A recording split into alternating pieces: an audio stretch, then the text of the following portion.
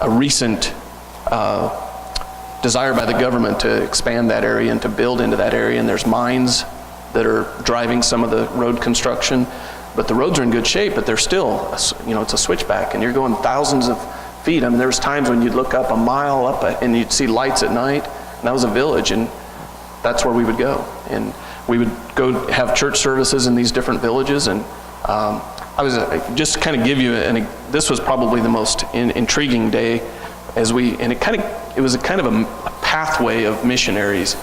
As we traveled to the far reaching, we were going to stay at a village that had a planted church and was a successful church, but it was going to take all day to get there. So as we traveled, the first thing we did is we were picking up hitchhikers. Just people walking along the road. If they recognized them, they'd pick them up, and it was constant. Every half mile or a mile, it'd be musical chairs as you tried to stuff more people in this Land Cruiser. And as you did that, it was an opportunity to meet the local people, and they spoke Quechuan, as I mentioned. Well, our Brad and Gina don't speak Quechuan. It's a very unique language, and so they have ministered to locals who traveled with us and have basically become pastors in their own right in that area. And that's their style of ministry. They're ministering to locals to develop pastors that can then spread the word there.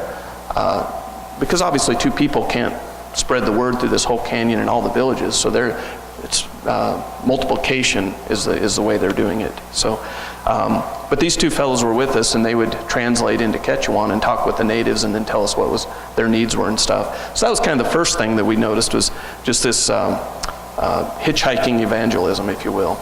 And then the second thing that we did is we stopped at it was actually a public school, and I believe it was even a Catholic school. And they allowed the local pastors, if you will, to come into there and do a Sunday school lesson. So we went in and sang songs, and everywhere we went, we carried these, I think there was about 10 or 11 of these hymnals that were in Quechuan. And we'd pass the hymnals out, and then we'd make sure and collect them. It was really important we collected them, because those were the only ones out there. There's just not a ton of them out there. And so we'd collect the hymnals back up. But it was really neat to see the kids enjoy that and talk in their language and be able to sing. And so that was kind of the next step in evangelism, is plant those seeds in the young people, the real young. These were kids from maybe 2nd to 5th grade, I'd guess. And it was interesting, because when you're traveling, you have no idea how long it's going to take to get somewhere. So when we'd pull into a village, you'd just honk the horn, and everybody kind of knew the local missionaries. I mean, they didn't see but maybe 1 or 2 vehicles a day come into their villages. So when you came to the village, you honked the horn. Well, immediately we looked in the schoolyard, and all the kids were running into the building. Well, and as we came into the building and walked up the stairs, they're all carrying chairs and running down the rows and into this room. And I didn't quite understand what was going on. Well, they were so excited to hear this message. They were running with their chairs and setting up in this room so they could sit down and listen to the Sunday school message. And so it was really neat to see that. And then as we traveled further, and that kind of gives you the planting the seed evangelism, if you will. And then the next thing that we did is we went to a village, and this village had asked the pastors to come back, and I would just call it, they were interested. There weren't any believers in this village, but there was people that were interested. So we went and we did a small church service, and we pulled into a soccer field, and this was at about 14,500 feet. And while we were getting ready and honking the horn and waiting for people to gather, Chris and I were playing soccer with some of the kids in this soccer field, and it was interesting because there's llamas coming and going. This was high mountain Peru, and they raised llamas and alpacas, and then pretty soon it became evident that there was only 2 or 3 people that were going to gather. And so we started this church service, and we're singing Quechuan hymns and doing a short message. And in the middle of this, the kids are still playing soccer in the background, and the llamas were walking through the middle of our church service. It was the most surreal church service I've ever been in. And Pastor Schultz, you'd probably appreciate the ability to focus while a soccer game's going on and llamas are walking through the middle of the service. It was unique. But one of the things that was striking, and the final place that we went that day was the planted church. And one of the things that was really striking between these 2 villages is just the attitude of the people that we saw.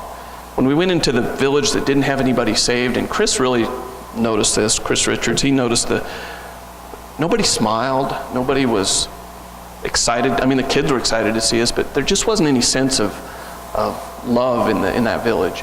And then when we went to the next village that had an active church and there were saved people, it was amazing the difference in the attitudes of the people. And as you mentioned, the persecution of Christianity, we take so much for granted our ability to come here on a Sunday morning and worship God and just really delve into Christianity and in our faith. And one of the ways that this is subsistence farming. So everything that they had is what they grew. They didn't have a source of income, most of them. They would try and raise primarily potatoes and corn. That was really the subsistence. And so the way they would farm is they would have everything was terraced, much like these steps. You know, on these high mountains, there's never any big plats of flat land, so everything's terraced like this, and they would go in and they would turn this terrace, but there would be 3 guys that would stand there and it was actually, if you can believe this, it was an old car spring that they would sharpen and put a wooden handle on it, and the 3 would step it into the earth, and then they'd all pull at the same time and flip the earth, and that's how they plowed. There's no rototillers, no mechanism of any other kind, and it took a village to farm. So there'd be 15, 20 guys in this, and they'd just start down this terrace, and that might be Joe's terrace, and then the one below it was Fred's terrace, and so on and so forth. And so if you didn't participate and help your neighbors farm, then they wouldn't help you. And centered around this whole farming mechanism was an alcohol called chichi, and it was a corn liquor. And so typically most of the adults would show up and they would drink the liquor. Alcoholism was just rampant. They would drink the liquor to even be able to function that day, and then they would start farming, and then by noon they would have their lunch and the liquor would get really crazy. Well, as Christianities, you know, we don't believe in altering our state with alcohol, and so as these folks would convert to Christianity and they would no longer offer chichi, the people wouldn't help them farm. So the risk for Christianity was starvation, because if you didn't farm, you didn't have anything to eat. And so that's kind of what they dealt with.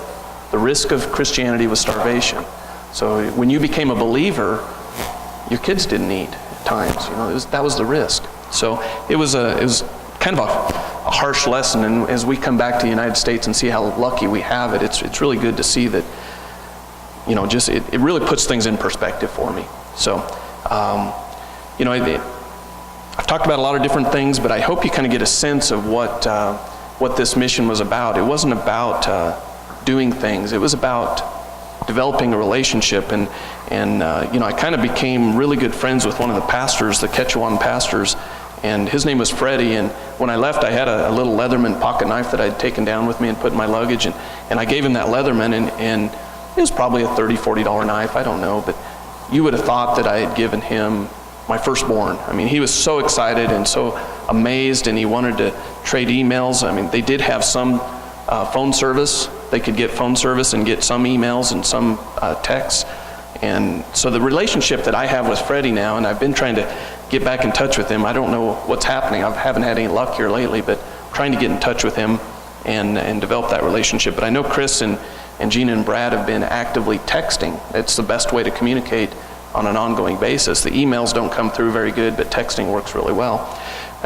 So we're working on that relationship, and again this spring we hope to get another group that can go down and take some young folks, and then the goal on that is we want to get out to those villages that maybe they haven't even been to recently, and put a program together to evangelize to those even less reached groups. But I think that's about all I've got to say, and I appreciate you guys having us here and hearing what we have to say. So, thank you. Thank you, Stuart.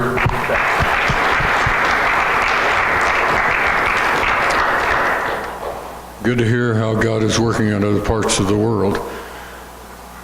Last thing on our program, we will have our offering shortly. Steve is going to just briefly share what our church is doing.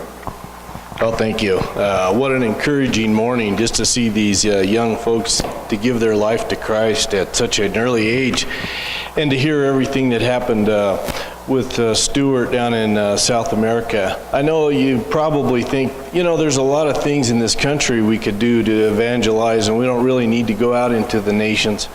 But God really commands us to go out into the nations and to seek out those people that are lost. And it really spreads the gospel at a rapid rate when you do that. The people in these other countries are much more receptive to the gospel than the people of the United States. There's a real comfort here of where we're at in life.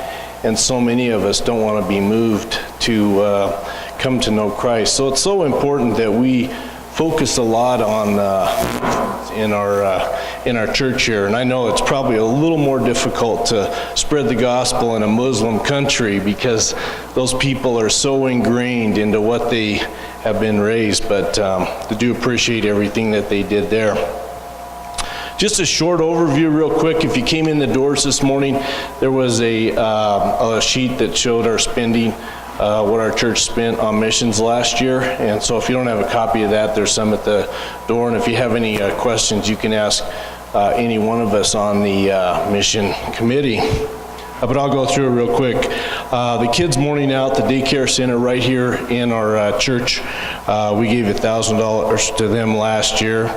The Visserings, remember they came last year. They live out at Fort Morgan and they work for Wycliffe Bible translators. And Linda is in the process of helping with some Muslim type of translation there. I'm sure they're working on some Quechua type of translations. There's so many languages, as Stuart pointed out. Even down in South America, you think everyone would speak Spanish, but they don't. And so it's just utmost importance to get those the word translated into the languages that those people understand and get the gospel spread. Some of our most active missionaries are Ralph and Ellen Shepherd. They're down in Guadalajara, Mexico, and they're planting churches. They're doing house churches down there, and they're doing some counseling. And so they are really active down there, full-time missionaries down there, and we gave them, $2,000 last year. Also, you remember Tim and Mary Lou Tyner that were here at our church and spoke. They go on so many different mission trips. We at the airlines just love these guys because they're such frequent flyers. They're always going to South America or Africa, and so they're all over. Right now they're just coming back from Egypt, and they had spent some time in Salzburg and also into deep Africa in doing marriage conferences and evangelism. Also on Gail Holmes, do you remember her? She was here from the Pregnancy Resource Center. Great ministry here locally in Greeley, and they work with pregnant women. And they also work with the men too that are involved in these situations in order to try to persuade a woman to not go through the abortion process, to at least have their baby and put them up for adoption. And so it's a great ministry right here locally, and we gave them $500 last year. Also, we helped with the ministries at the Broken Arrow Bible Ranch in Vanderwagen, New Mexico, with $500. And then with the Christian Challenge folks, last year we gave $2,000 for that missionary mission. And then finally, we gave $500 to Samaritan's Purse, which is Franklin Graham and his group there. And we'll see how much money we get today. This offering today is so important for our missions, and we'll be meeting as a group. I think I probably overstepped my boundaries by saying that if you're interested in being on the mission committee, we'd love to have you. Right now, Herman Altergott is our chairman there, and he's leading that group. Ralph Cochran's involved, pastors with us. We also have Debbie Miller and Dave Curbs on the group. So we'd we'll be meeting here in December to decide how we're going to put those funds out. But if you have any questions, feel free to ask one of us on the committee.